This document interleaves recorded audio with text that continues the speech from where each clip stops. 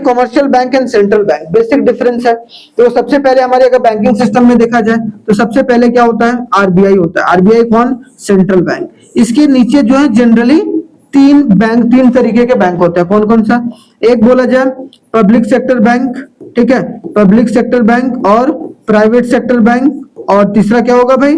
Private sector bank, और तीसरा क्या होगा? फॉरेन बैंक, ठीक है, फॉरेन बैंक। ये तीन जो है वो एक तरीके से आपको देखने को मिलेंगे हमारे देश में, जनरली ये देखा जाता है। वैसे बहुत सारे होते हैं, न्यू बैंक भी होता है, डिजिटल बैंक भी है, बहुत सारे, लेकिन आपको इतना नहीं दिया। याद रखना है कि तीन तरीके, public sector bank, private sector bank और फॉरेन बैंक देखने को मिलता है। उसी में से जो कमर्शियल बैंक है, जितना भी बैंक, ये दोनों जो है वो ये तीनों बैंक एक तरीके से किसके अंदर आएगा? कमर्शियल बैंक के अंदर देखने को मिलेगा, ठीक है। तो याद करना कि commercial bank and central bank ये बहुत इंपॉर्टेंट है भाई।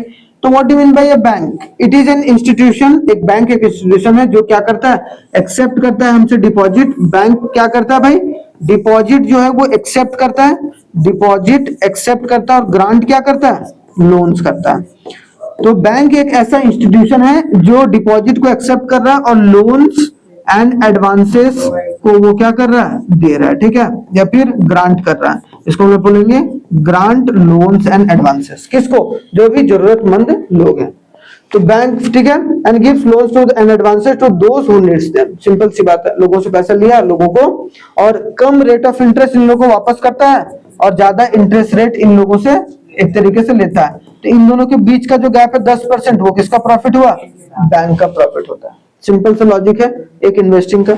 आगे देखा जाए, आगे अगर देखा जाए, commercial bank a profit making financial institutions which accept a chequable and non chequable deposit from a people and offers a different kinds of loan for a purpose of consumption और इन्वेस्टमेंट। मतलब कोई भी ऐसा bank या profit making financial institution जो एक तरीके से लोगों को लोन दे रहा है या लोगों से डिपॉजिट एक्सेप्ट कर रहा है, और चेक के माध्यम से वो अपने पैसे को निकाल सकते हैं, तो उसको हम लोग क्या बोलेंगे? कमर्शियल बैंक बोलकर चलेंगे। मैंने क्या बोला? कमर्शियल बैंक में प्राइवेट, पब्लिक और फॉरेन बैंक सब आते हैं।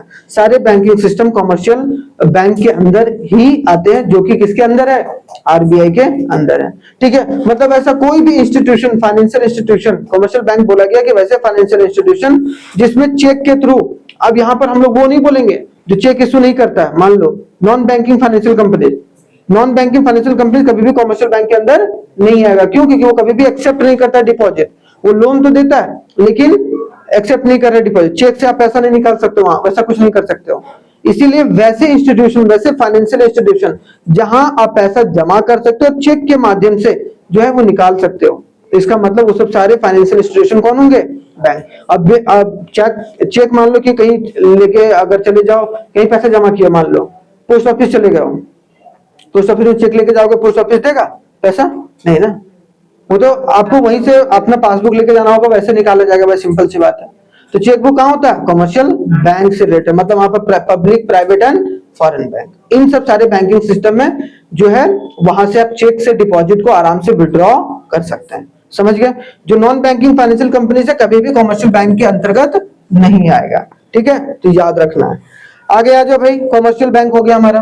Functions of commercial bank, function क्या करता है भाई? सबसे पहले acceptance of deposit. Primary function क्या होता है? प्राइमरी फंक्शन क्या होगा भाई? प्राइमरी फंक्शन ये होगा कि वो एक्सेप्ट करेगा क्या? प्राइमरी फंक्शन उसका होगा कि एक्सेप्ट करता है वो क्या? डिपॉजिट, पैसे को एक्सेप्ट करता है। दूसरा जो कौन सा डिपॉजिट भाई? एक होगा चेकेबल, एक होगा नॉन चेकेबल। नॉन चेकेबल मतलब एफडी। अब एफडी का पैसा चेक के थ्रू नहीं निकाल सकते हो। एफडी का जो आपके पास बॉन्ड पेपर है वो दिखाकर ही बैंक आपको पैसा दे देगी, उसके लिए चेक जरूरी नहीं है कि नहीं?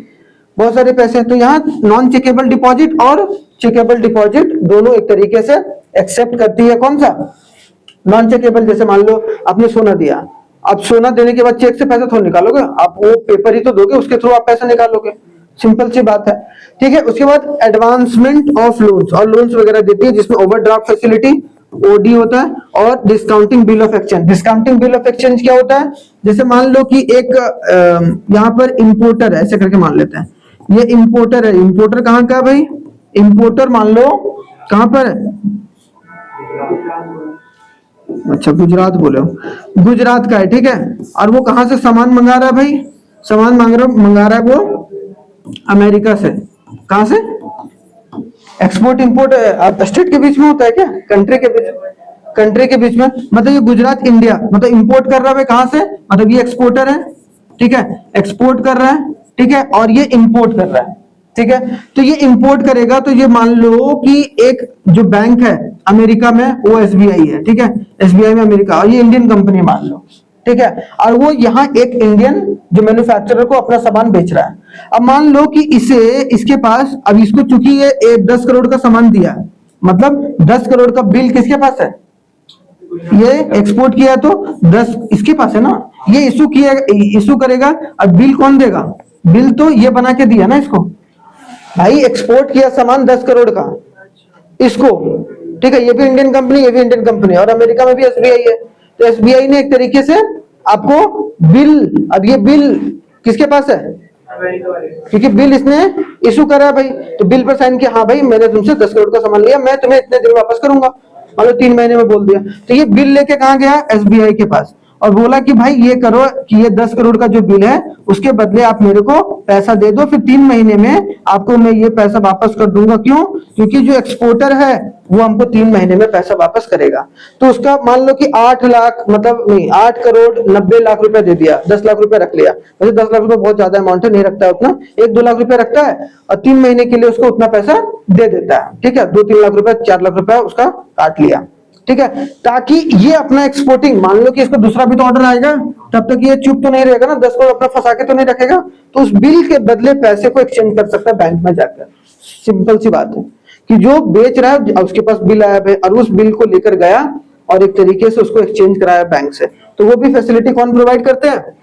बैंक। तो एक तरीके का लोन ही है, वो लोन ही तो दे रहा है कि भाई एक्सपोर्टर के पास ये बिल है, जो इसके पास बिल जो पैसा आना है इंपोर्टर के थ्रू, तो वो क्या किया, वो जाके बैंक में जाके एक्सचेंज करा लिया, उसको हम बोलते हैं discounting bill of exchange. Bill में जितना पैसा रहता है उतना ही पैसा नहीं मिलता है, कुछ डिस्काउंट करके उसको मिलता है, ठीक है, तो याद रखना है।